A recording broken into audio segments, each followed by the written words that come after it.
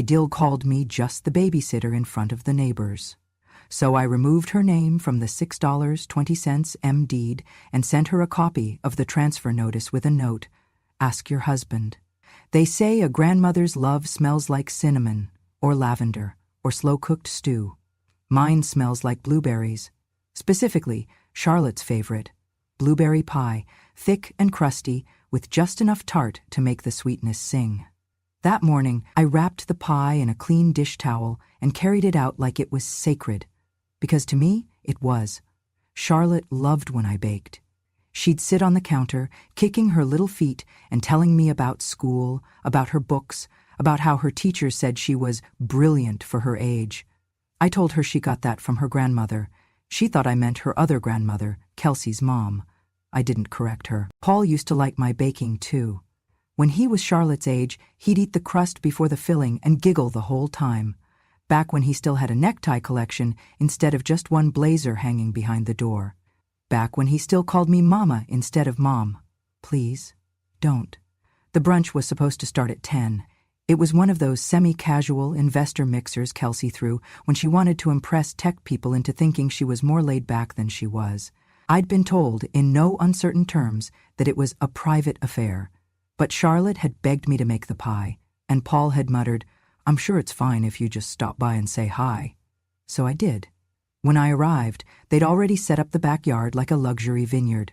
White parasols, gold-rimmed glasses, a charcuterie board the size of a kayak, and mini toast points stacked with quail eggs and edible flowers. A DJ was playing lo-fi ambient music I couldn't tell from static. Everyone was under 45 and wore sunglasses that cost more than my car. I walked to the sliding glass doors, clutching the pie. The moment I stepped into the yard, Kelsey's assistant spotted me and froze. A young man in a dusty rose linen shirt leaned toward her and whispered something, probably, "Who's the old lady with the covered dish?" Kelsey saw me from across the garden and made a beeline, her face pinched in a way that made my stomach ache. "Oh," she said with a tight smile, "you brought food." "Just Charlotte's favorite pie." I thought, "That's sweet," she cut in. "But this isn't a bake sale, Agnes." Several heads turned, someone laughed, soft but sharp enough to feel like a sting. I looked at Paul, who stood near the mimosa table. He glanced away, fast. "I wasn't trying to intrude," I said, my voice calm. A woman in a silk pantsuit stepped forward and asked, "Oh, is this your chef?" Before I could answer, Kelsey chirped, "She just lives here, keeps the Wi-Fi warm, babysits when needed." That got a louder laugh. One man sipped his drink and said, "Every founder needs support staff."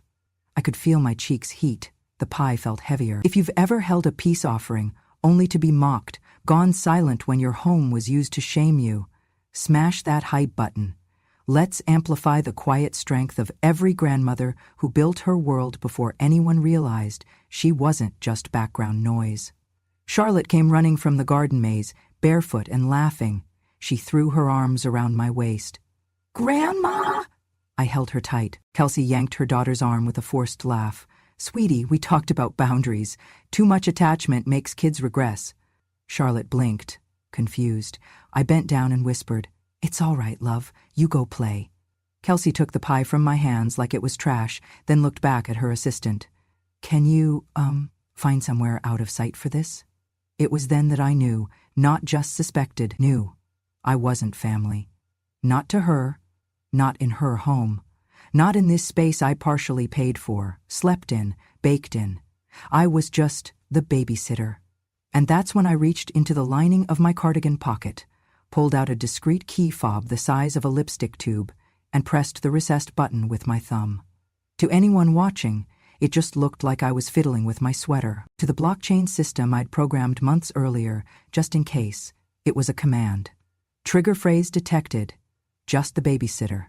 Cross-residence, primary residence. Condition, elder humiliation in public setting.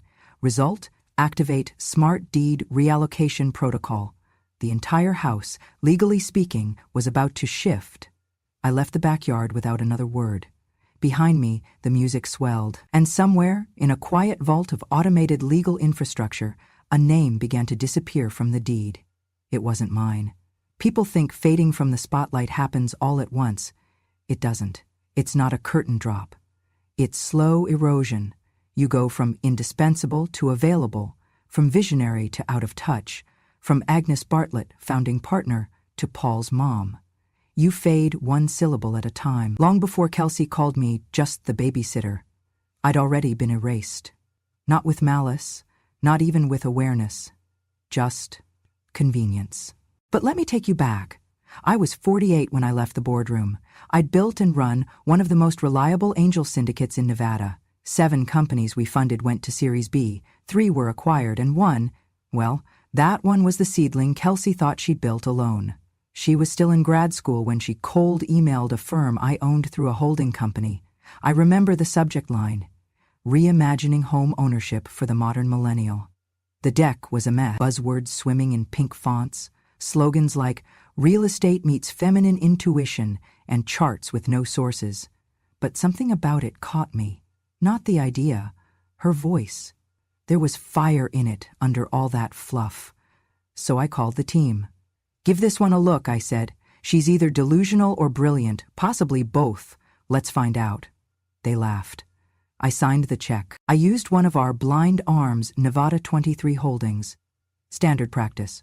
Founder never sees who's behind the capital unless it's strategic. I didn't want her to know it was me. Back then, she was just dating Paul. I wasn't trying to flex power or influence her. I just wanted her to succeed, on her own terms. I knew how it felt to be seen as a woman getting help from a man's world, so I offered help from the shadows. The investment paid off. Within 2 years, Kelsey's platform was closing pre-seed rounds in Denver, Austin, and Seattle. Women were buying and co-owning homes together without waiting for husbands or brokers. It was messy in execution, but powerful in impact. She became a darling on the podcast circuit. I became a ghost. One day, she said to Paul at dinner while stirring her wine with a metal straw, "Whoever helped me that first year?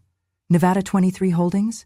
They were the only smart person in that generation. Everyone else tried to control me." Paul nodded. "You ever meet them?" She shrugged. "No, which is probably why it worked. They kept their dusty ideas out of my way." Dusty. I smiled politely. She didn't know she was drinking that wine in a house partially purchased with her own funding check. She didn't know the legal clause she'd signed gave controlling interest to the trust I managed. She didn't know the kitchen she redesigned had tiles I picked out 20 years ago with Paul's father, before he got sick, before he passed, before our home became a house for other people. She didn't know. Or maybe she chose not to. The longer I stayed, the more invisible I became. I was no longer former investor. I was helpful with Charlotte. No one asked how the mortgage got approved. No one asked why the solar panels had my maiden name on the manufacturer's invoice. No one asked why the electric bill never came in their names. Paul never wondered either.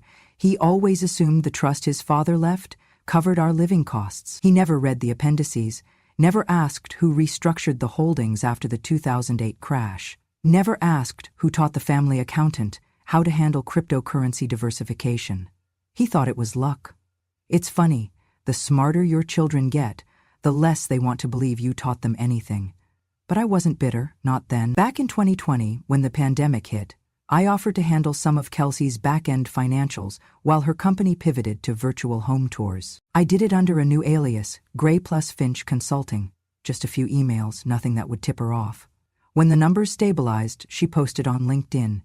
"Huge shout out to our anonymous advisory angel, Gray + Finch, who helped us weather the storm. Whoever you are, you're a damn genius." That made me smile. For a moment, I felt seen, even if only by accident. But it never lasted.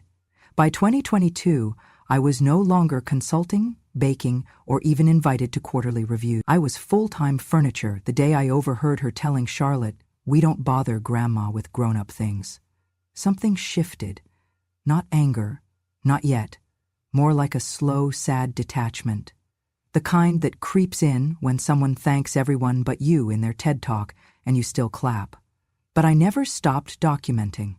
Every investment, every holding, every transfer. I had paper trails longer than her company's code base. I'd once read a quote in an old finance manual. "Power isn't what you own, it's what no one knows you control." So I smiled when I heard her call me just the babysitter. Because that is an insult? That phrase? It wasn't just mean, it was activating. Literally, inside the family trust, buried under hundreds of digital clauses, was a conditional smart contract, signed, time-stamped and waiting, the Elder Disrespect Protocol. It had very clear triggers.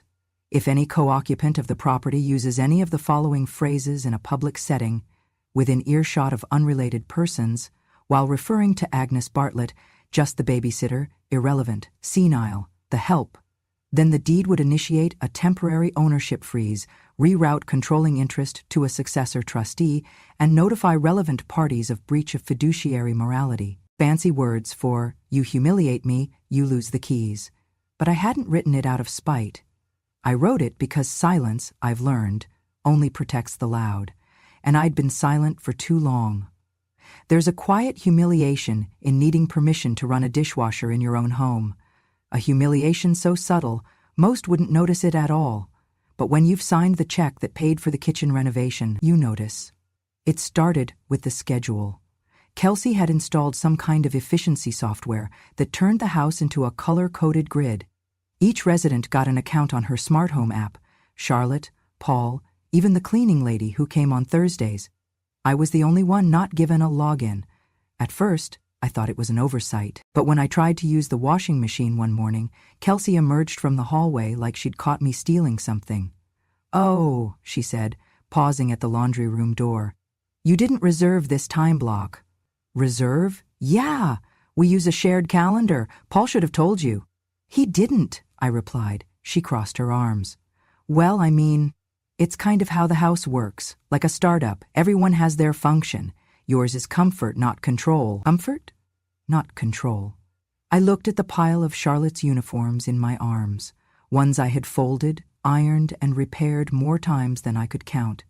I looked at the washer, gleaming white, smart enough to send an email, but apparently too smart for me to use without a digital pass. I nodded. "All right," I said. "I'll wait." Later that week, I found my name printed in lowercase letters on a piece of masking tape stuck to a plastic bin in the fridge. Agnes Almond Milk. Like, I was the intern on a diet. I didn't say anything. Instead, I started labeling things too. My investments, my grants, the documents that still bore my signature, all in capital letters. The room I slept in had once been a storage closet. They'd cleared it out when I moved in after the surgery. "Just until you recover," Paul had said. "A couple months at most." That was 4 years ago. The walls still bore faint lines from the shelving units that used to stand there. A few screws were still wedged in the corners.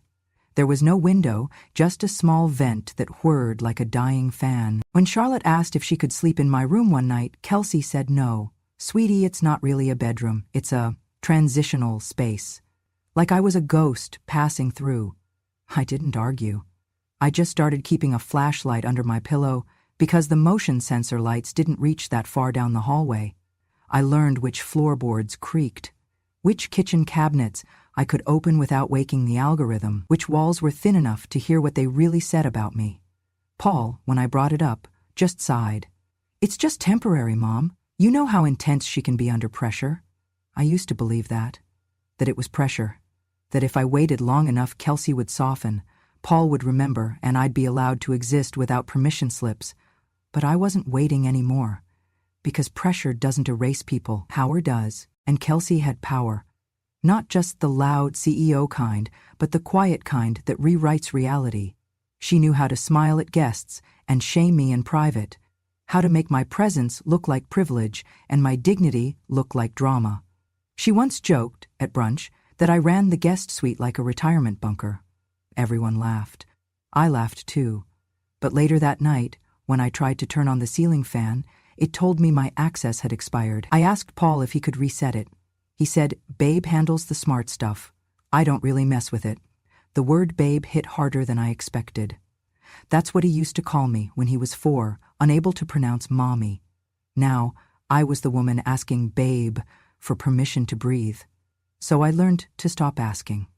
Instead, I wrote, in the mornings, before the house stirred, I'd sit by the back window with my legal pad and document everything. October 4th, lock reset. No explanation. October 6th, Kelsey called me off-brand Mary Poppins in front of her coworker. October 9th, Found old family photos deleted from digital frame.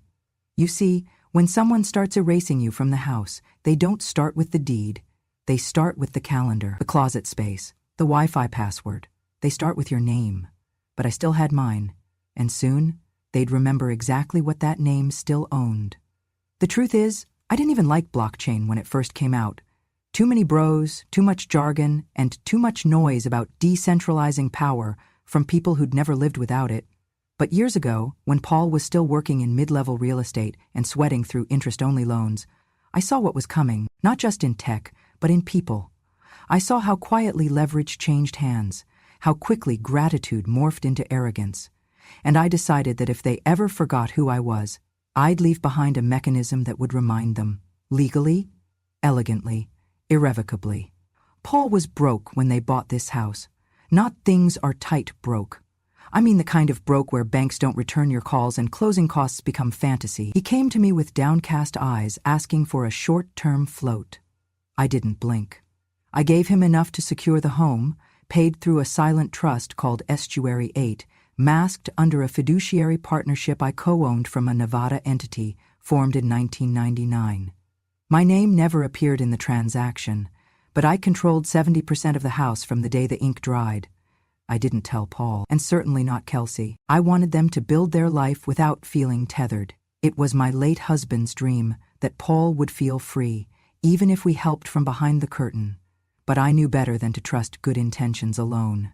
So I built in a clause.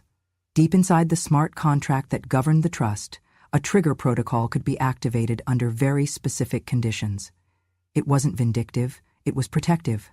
The clause was simple. If Agnes Bartlett, primary originator, is publicly belittled by any co-occupant, especially using demeaning labels relating to her role, presence, or relevance, and if said statement is verifiably recorded in audio/video form within range of non-familial third parties, then control of the primary asset shall transfer to successor beneficiary C. Bartlett via a custodial entity Agnes controls, simultaneously freezing all modification privileges from current listed parties. It was airtight, drafted by my most trusted lawyer, signed digitally, notarized, and stored in multiple immutable ledgers. And for 5 years, it sat quietly, gathering digital dust, until brunch, when Kelsey called me, just the babysitter, in front of 5 investors and a microphone hidden near the DJ booth. She didn't just bruise my pride, she pulled the trigger. Within 2 minutes of my button press, the system began its chain reaction. Contract activated, audio match confirmed, witness count 6, successor reallocation in process. By the time I was halfway down the block, her phone buzzed with a notification she wouldn't recognize. But her lawyer would. Later that afternoon, tucked inside her inbox between a Peloton promo and a skincare PR inquiry, was this. From Merriman & Lott, LLP. Subject. Asset reallocation trigger. Immediate attention required.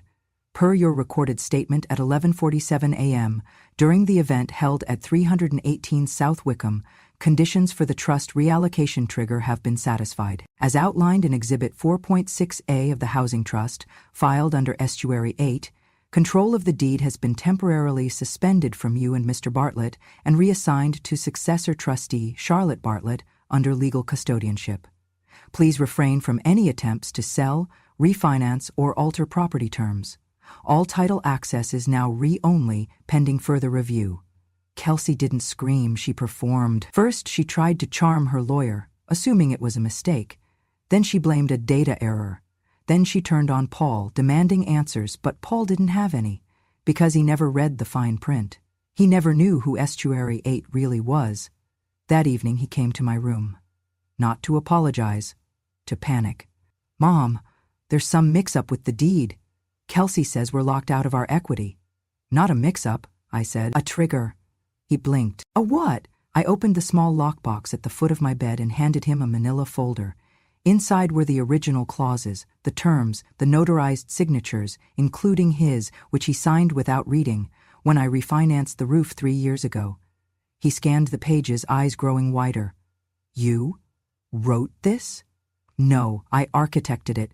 It was reviewed by 2 attorneys and a retired federal mediator. He looked up, betrayed. "Why would you do that?" "Because I knew one day I might need protection, and you wouldn't give it to me." He sat down, stunned. "You put the house in Charlotte's name?"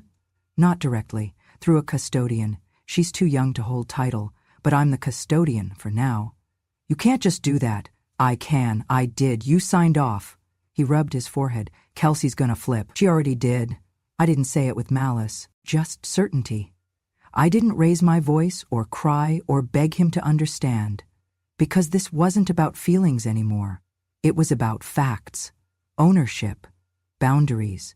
And the hard truth was, you cannot erase someone from the walls they built and expect them to stay silent forever.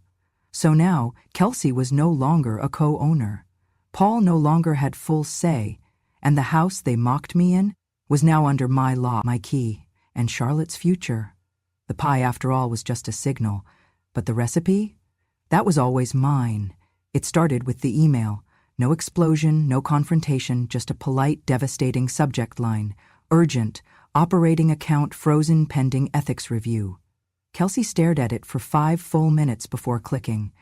The message came from one of her angel investors, a sustainability fund out of Portland with strict ESG policies. The clause they cited was obscure but unambiguous.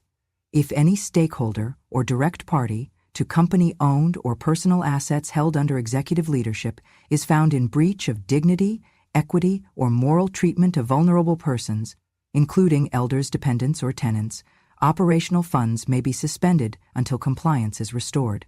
It sounded like fluff, until the money stopped moving. That very morning, 2 of her assistant managers had tried to draw on the fund to secure venue deposits for upcoming investor galas. Declined. Her bank rep didn't return her call for 3 hours. When he finally did, his tone was clipped. "Ms. Bartlett, your accounts are being reviewed for possible breach of internal investment policies. We're not authorized to provide clearance until legal clarifications are made." Her face drained. She paced the living room like a woman being hunted, clutching her phone, calling contacts, pulling up contracts. Anything to prove this was a glitch, but it wasn't. It was the crust. Flaky. She'd laughed at that pie, thrown it out like compost, but what she didn't realize was that beneath the crust, the foundation was rock solid. Because the house, the one she'd built her brand around, was no longer fully hers. And her brand depended on ethical leadership. See, several of her clients were in the impact investing space, people who prided themselves on uplifting women, elders, marginalized folks, the kind who quoted Maya Angelou on Zoom calls. Once word got out, once someone mentioned that she'd mocked her mother-in-law at a public event, who then triggered a reallocation clause that legally froze her real estate stake, it was over. Not a scandal. Worse, a liability risk. Within 72 hours, she was removed from signing authority on 3 deals, 2 of them multi-million-dollar co-investments. Her board said it was temporary, but the tone said otherwise. Kelsey screamed into a towel. Meanwhile, I was at the park with Charlotte. She was reading from her tablet while I crocheted beside her. I didn't check my phone. I didn't need to, because at that moment Paul was finally starting to understand. He'd come into the kitchen the night before looking like he hadn't slept. "Mom," he began, almost gently, Did you know this might happen?" I looked at him for a long moment. "I planned for the possibility," I said. He sat down. "She's unraveling." "She built a brand on image," I said, "and forgot that image starts at home." He didn't argue. He just stared at the counter, the same counter I'd paid for in 2017 when they couldn't afford quartz, and said, "I thought you were losing it. I really did. All those notebooks, the Post-its, the way you talk to the smart speakers." I smiled. "Sometimes talking to the walls is the only way to make them listen." He rubbed his temples. "She'll never forgive you." I placed a folded note on the table in front of him, the same one I'd tucked under the blueberry pie. He opened it. The crust was flaky, but the foundation? Rock solid. He read it twice, then said nothing, because by now he knew the truth. I was never losing control. I was reclaiming it, silently, strategically, with the same precision I once used to negotiate equity splits across 4 continents. They thought I was past my prime, but they forgot some of us are silent, not because we're weak, but because we're calculating. And Kelsey? She had just learned the cost of underestimating someone who built the floor she stands on. The invitation was addressed to me, officially. Agnes Bartlett, primary stakeholder, Estri 8 Holdings. For years, the quarterly investor board meetings had been Kelsey's stage. Her slides, her slogans, her starched blazers with ironic sneakers. She stood beneath LED lights and buzzword banners, selling empowerment like bottled air. But this time, they weren't clapping for her. This time, they were clapping for me. I walked into the conference room in soft navy wool, no makeup, hair in a simple knot. I didn't need to impress them. I already owned the room. When the board chair saw me, he stood. "Mrs. Bartlett," he said, extending a hand. "An honor." "Just Agnes," I replied, "but thank you." Kelsey was already seated, half shocked, half pretending it was all some scheduling mix-up. She stood when I approached, smile, trembling. "What? What are you doing here?" I handed her a copy of the trust document. Page 14 was highlighted.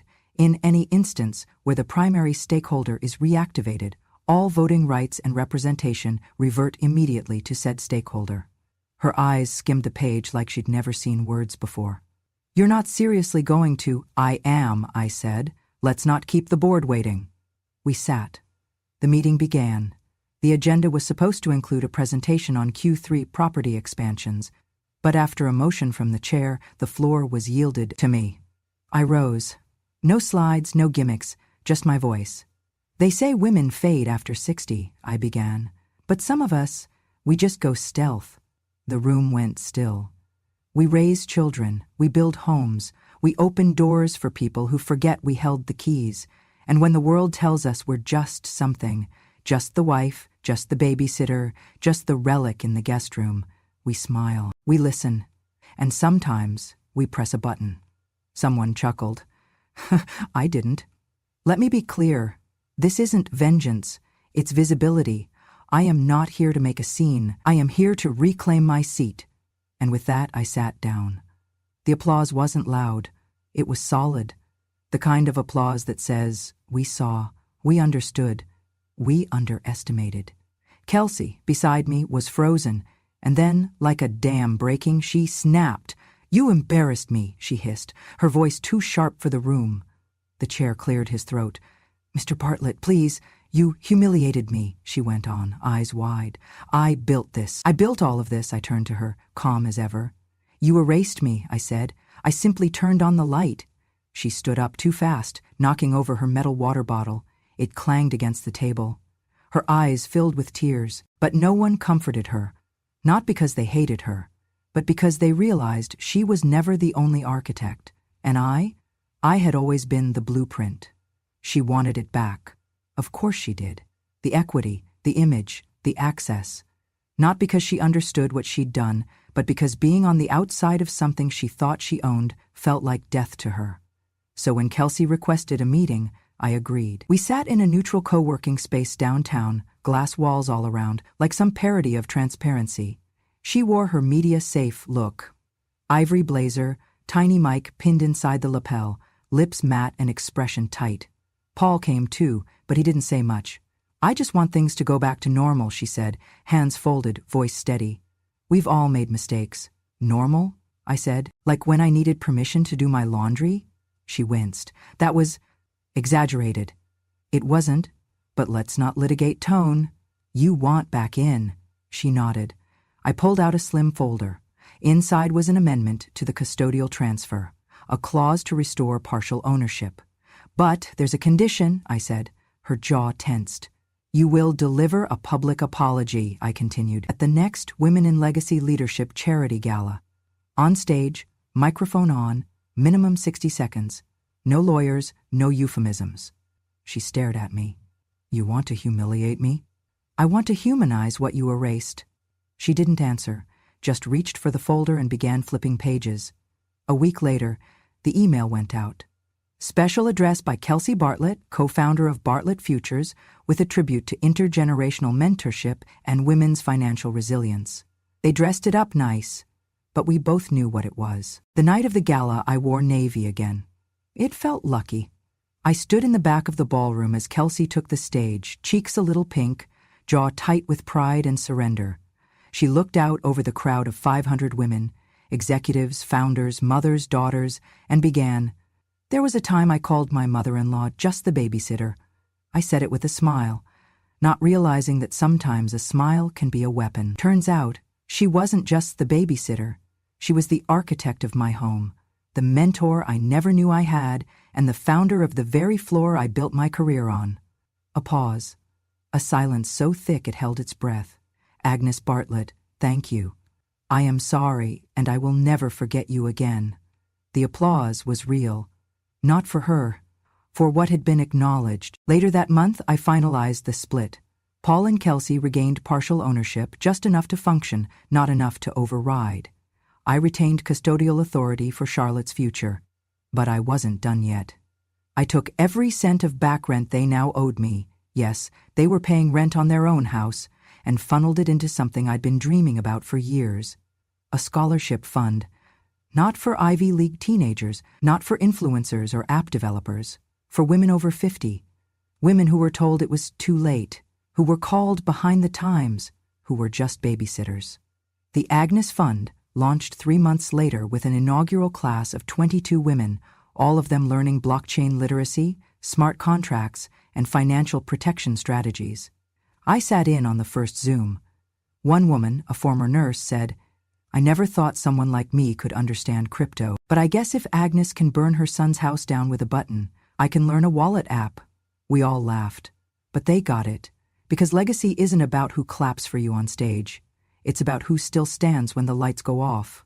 And I was still standing. 6 months later, they were paying rent on their own house. To me, technically to the trust, Estrie 8, but everyone knew who controlled the ledger now. The market had gone up, and since they needed the property for stability, they agreed to a new rate, twice their original mortgage. Paul called it short-term restructuring. I called it accountability. They moved back in with fewer suitcases, fewer assumptions, and a whole lot more silence. Charlotte, however, had grown. She now had a room with a door that actually closed, no longer the converted office Kelsey had forced on her. A real desk, a real computer, and a starter portfolio I co-managed through a financial custodial account in her name. She called it my not-so-secret piggy bank. I visited every Sunday, not as a resident, as a landlord. At first, it made Paul twitch. He tried to act like it was all normal, offered me tea, small talk, but Kelsey, she couldn't hide it. The first time I rang the doorbell after the lease was signed, she opened the door and just stood there. Not with contempt, with fear. Not of me, but of what I represented. The fact that the woman she mocked had become the woman she paid. I stepped inside. "Rent's due," I said, handing her the invoice. "And tell Charlotte next time she can add the blueberries herself." Kelsey blinked, then nodded. It was our first unspoken truce. Later, as she was sweeping the porch, no longer barking at the gardener, no longer ordering me to stay out of the smart home zones, I stepped beside her. "The Wi-Fi," I said quietly. "The one you joked I kept warm?" She paused. I smiled. "Still warm. Still mine." She didn't reply, but I saw the smallest, strangest curve tug at her lips. Not anger, not shame. Maybe, just maybe, respect. Because I hadn't screamed. I hadn't slammed doors. I hadn't even raised my voice. I'd just waited, watched, prepared, and when the time came, I pressed the right keys on a system I built years ago, quietly rewriting the story they tried to delete me from. Charlotte now visits my place every Friday. We bake, talk crypto, and laugh about code names. She asked me once, "Grandma, do you feel better now that you won?" I told her, "I didn't win, sweetie. I just remembered who I was." And that was enough. Charlotte was 10 when she asked the question, "Grandma, when you're gone, what happens to the house?" I was slicing apples for a pie, not blueberries this time, too obvious. I paused mid-cut, looked at her soft face, the same tilt of chin Paul had, the same sharp eyes I once carried before the world softened them. "Well," I said, "that depends on whether the people in the house remember who built it." She blinked. "You did?" I smiled. "Not just me. It took a few people, and a lot of lessons." She frowned. "Like the pie?" "Exactly like the pie." Charlotte was different. She always had been. She listened in full sentences. When she asked questions, they weren't just curiosity, they were blueprints. She didn't want answers, she wanted systems. So I showed her, not just how to make crust, how to protect legacy, how to run a trust, how to manage custodial powers, how to set fail-safes with biometric locks, how to write contracts with dignity clauses, how to never raise your voice, only your ownership. We called it legacy mode, not a game, a protocol. It started with small things. Her allowance was routed through a mini-trust with milestones. Her tablet on a contract. Her school fund is embedded with anti-interference terms. No one could touch it. Not even Paul, and as she grew, so did her questions. One day she asked me, "Why didn't you just sell the house and leave?" I looked at her. Because leaving isn't always victory. Sometimes staying is the final chapter. I wasn't here to ruin Paul or Kelsey. They were already running their own silent losses. Paul now worked under a junior title at a firm where no one knew his last name, carried weight once. And Kelsey, she pivoted to something she called digital mentorship for women, but no investor touched her. It turns out humiliation doesn't age out of search engines. But me, I was investing. Quietly. I bought back shares from 2 former business partners. I helped a janitor at Charlotte's school start her own cleaning franchise. I even helped my friend Carla, who'd been evicted by her own daughter, write a housing clause that left her family gasping when they realized they couldn't enter her second condo without her biometric code. "I wish I was as smart as you," Carla said once, laughing. "You are," I said. "You just didn't weaponize it yet." Then came the final letter. I'd drafted it years ago, but now it was real. A legacy clause. It stated that upon my passing, Charlotte would inherit everything, not just the house, but the trust, the IP, the smart contract system, and my entire digital asset vault. She would be the new guardian of what I'd started. But only if, and this was the key, she passed 3 gates. She must teach another woman over 50 how to protect her own asset. She must forgive someone who erased her, publicly, and without demand for apology. She must lose something, and recover it without using money. Why? Because legacy isn't something you hold, it's something you grow through pain. I buried the clause in a cold wallet, a hardware key. It would activate through her voice, not her signature. I trained the AI model on her first 500 spoken phrases. It would know her tone, her tremble, her truth. One night, I handed her the tiny metal device. "What is it?" she asked. "A recipe," I said. "For what?" "For the day you forget how powerful you really are." She held it in her palm, like a secret the stars sent down. Then hugged me, the kind of hug where nothing is said, because everything is known. That night, Paul came by. "I saw the fund," he said, "the one you named after me." "I didn't name it after you," he blinked. "It's called the Bartlett Seed Fund." "That's not your name alone." He hesitated, then said, "I'm sorry, Mom." For the first time, I believed him, not because he sounded sincere, because he looked tired, the kind of tired that only comes when denial finally gives way to clarity. "I know," I said. "You always planned this, didn't you?" "No," I said. "I planned for if you failed." He nodded. I didn't need vengeance anymore. I had infrastructure. Weeks passed, the house softened. Kelsey stopped correcting Charlotte at dinner. Paul refilled the bird feeder without being asked. And me? I sat by the window, crocheting blockchain phrases into pillows no one understood but Charlotte. Then came the knock. A woman, mid-60s, blazer frayed, eyes burning with betrayal. "My son just stole my annuity," she said, holding the flyer from the Agnes Fund. "Is this real?" I stood, offered her tea, sat her down, and said, "Let's bake a new foundation." And that's how I reclaimed my place. Not with fists, not with fury, but with foresight, dignity, and a well-timed clause. So the next time someone calls you just the babysitter, just the old lady, or just background noise, remember, sometimes the quietest person in the room owns the deed. If this story stirred something in you, if you've ever been underestimated, overlooked, or written off, don't let it end here. Subscribe to Grandma True Stories, where we tell the truths that were once whispered, the revenge that came slow but sure, and the wisdom they never saw coming. Because revenge doesn't always shout.